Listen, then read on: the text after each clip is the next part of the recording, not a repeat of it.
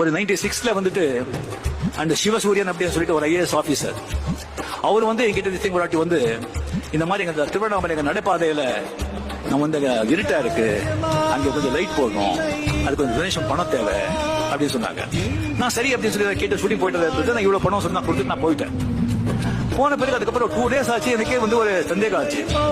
ஏன்னா இது வந்து அவர் எவ்வளவு ஆகுது அந்த பணம் ரைட்ஸ் போடுறதுக்கு ஏதாவது சமாஜம் ஒன்னும் கேட்காம நான் இவ்வளவு கொடுத்துருந்தேன், ஜாஸ்தியா கொடுத்தேனா கம்மியா கொடுத்தேனா தெரியல அப்படின்னு சொல்லிட்டு அவர் வந்து நான் மறுபடியும் கூப்பிட்டு அவர் ஊர்ல இருந்தாரு.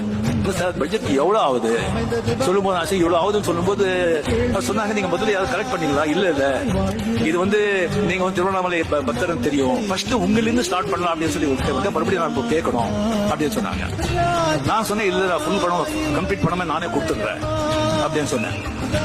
அது கொஞ்சம் அவரு அப்படியே அவர் சிரிச்சிட்டாரு. ஏன் சிரிக்கிறீங்கன்னு கேட்டேன்.